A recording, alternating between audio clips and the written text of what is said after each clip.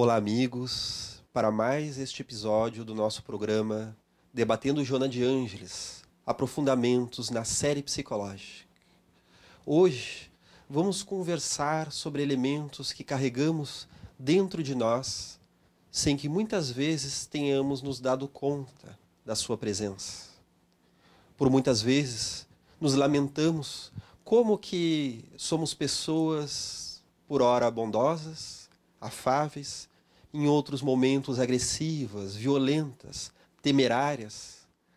Há ocasiões em que queremos compartilhar das nossas possibilidades com todas as pessoas à nossa volta, para que também possam fazer parte do festim de bênçãos, daquilo que Deus nos dotou, da inteligência, da amizade, da boa vontade, dos recursos financeiros. Porém, há outros em que nos encontramos como seres odiosos, atormentados, até mesmo desconfiados e paranoicos em relação à atitude e à verdadeira intenção das pessoas à nossa volta. A psicologia moderna vem nos falar, então, daquelas subpersonalidades que compõem o nosso ser psicológico. Que a nossa consciência, ainda um tanto frágil, traz, então, a sua personalidade atual, mas que, no entanto, dentro das camadas mais inconscientes do nosso ser, há elementos nossos desconhecidos.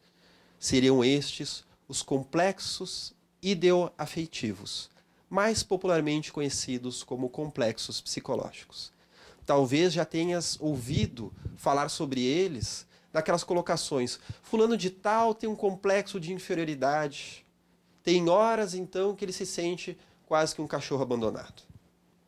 Já fulano ou ciclana tem, então, um complexo de grandeza. Ninguém aguenta quando a pessoa está inflada. Ninguém suporta a sua presença, pois ela só fala dela mesma. É o principal assunto.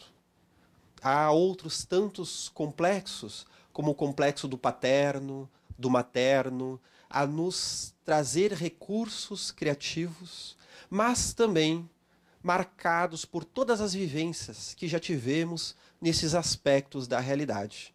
Então, as dores que eu carrego, daquilo que eu vivi em relação à maternidade, as questões que eu vivi em relação à minha própria paternidade também com o meu pai, ou eu como pai, constituindo então o meu complexo este o paterno, como a outro o materno.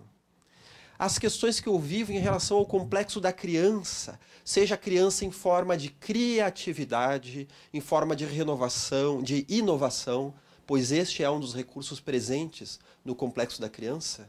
Também muitas vezes estamos marcados pela chamada criança ferida, a criança birrenta, quando de repente regredimos e parece que perdemos muitos anos de idade nos comportando numa situação de trabalho, numa situação familiar, até mesmo dentro da casa espírita, diante das doenças ou dos recursos que nos são dados, nós passamos a agir de forma infantil e birrenta, tal qual uma criança que ainda não soube compartilhar e que ainda não criou capacidade de elaboração e ressignificação das suas questões interiores. Essas subpersonalidades fazem parte da vida de todos nós, e não há ser humano que não tenha complexos.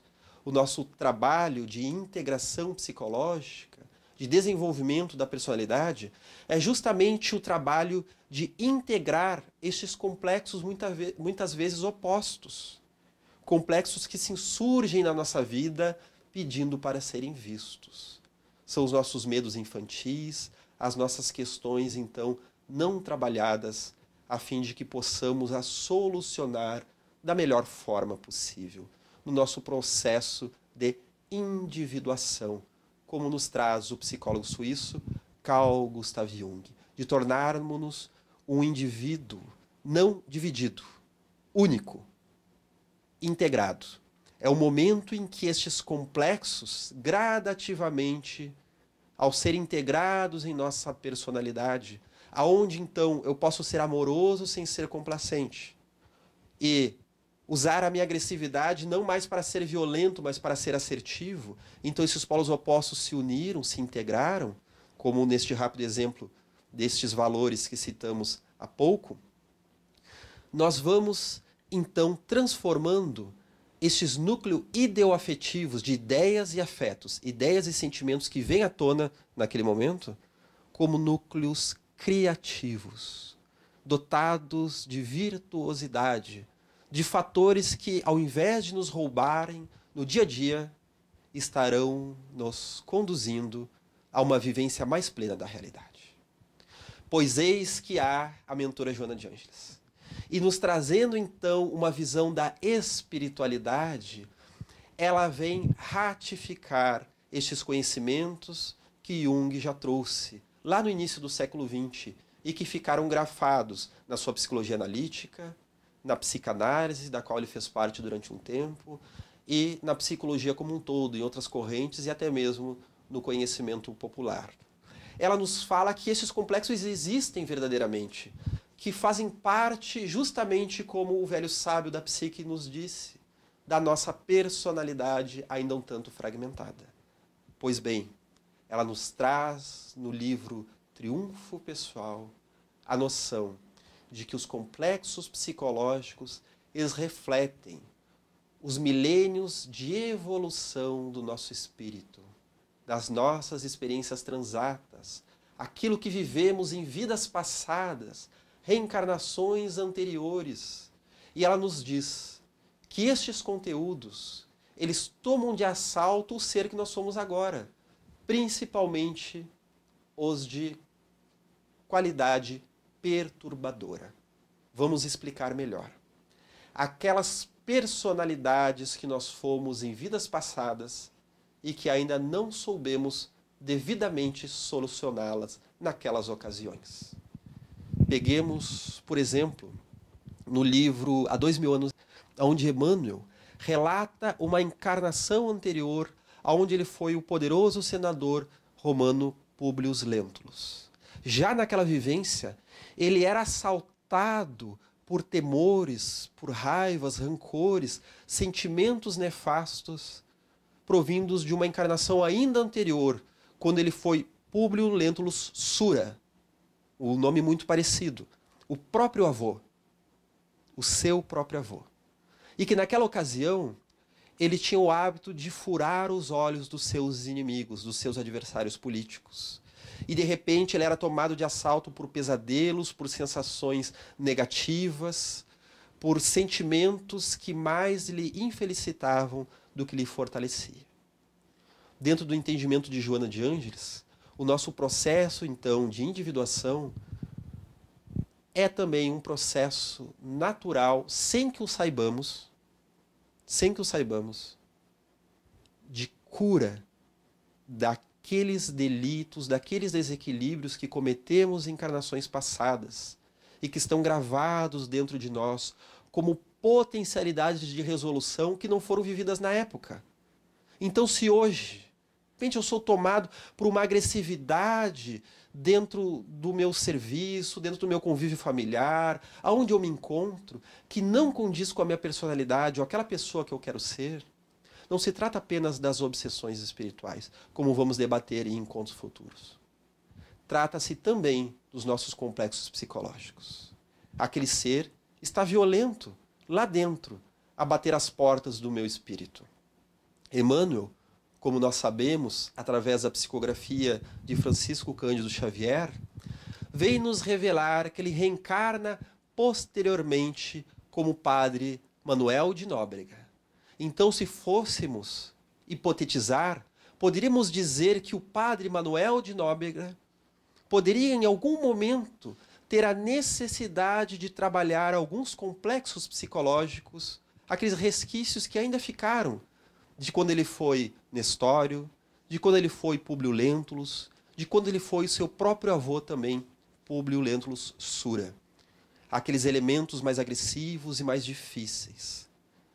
Diante do convite para ser pacífico, diante do convite para a generosidade para com as pessoas à sua volta, E assim, meus amigos, sem que o saibamos, através da boa vontade, através dos recursos da psicologia, através dos recursos do espiritismo, da humildade, da boa vontade, vamos rumando para aquele ser de luz que um dia o seremos em nossa potencialidade máxima, em que estes personagens, talvez até mesmo hediondos, que vivemos em vidas passadas, gradualmente eles vão sendo redimidos e vão se tornando potencialidades. Imaginemos, amigos, a estratégia de um general, de um Napoleão, de um Alexandre o Grande ou Júlio César, reencarnando-se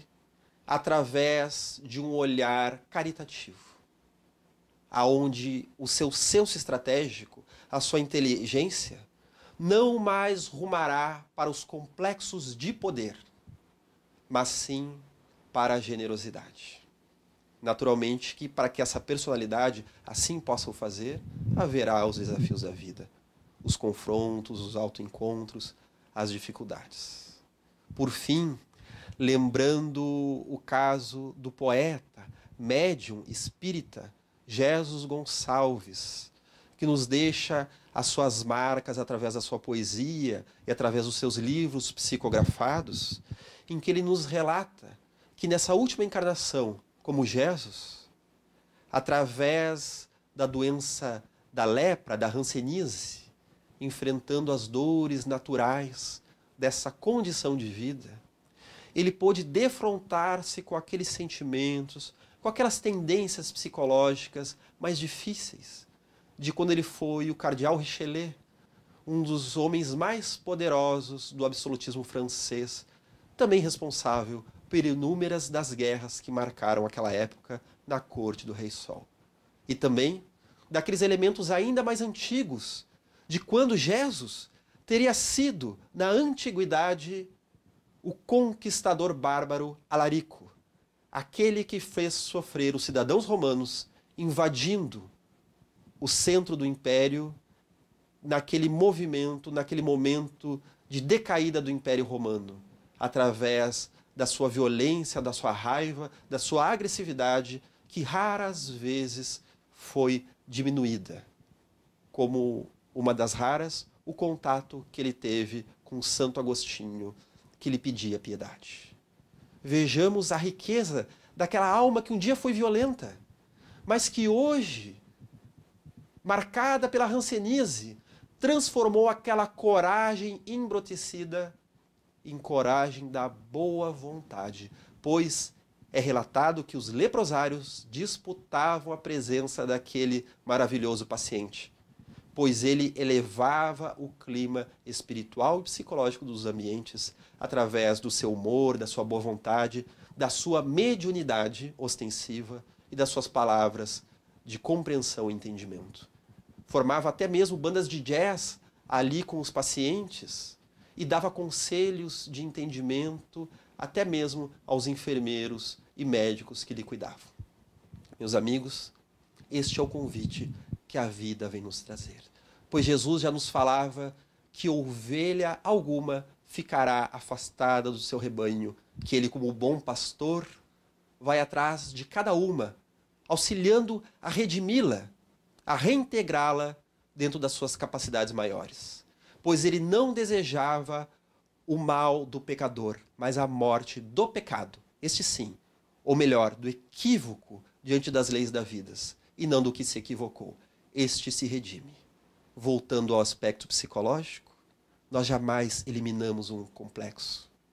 Nós o redimi-los, reintegramos, porque aquele lobo voraz, aquele cachorro violento, agressivo, se tornará um excelente cão de guarda quando esta qualidade psicológica e esta qualidade de vivência for aceita, vivida com amor e com amparo pela luz maior da espiritualidade, que é um dos recursos que vem nos auxiliar neste propósito.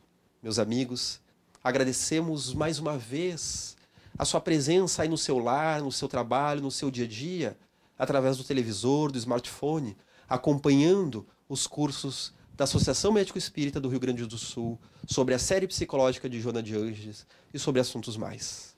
Lhes deixamos então um convite, uma sugestão, que se inscrevam em nosso canal, acionando ao sininho para receber este programa, Debatendo Joana de Ângeles, como tantos outros programas, palestras e seminários oferecidos pela Associação Médico Espírita do Rio Grande do Sul. Que a paz de Deus siga com todos nós. E até o nosso próximo encontro.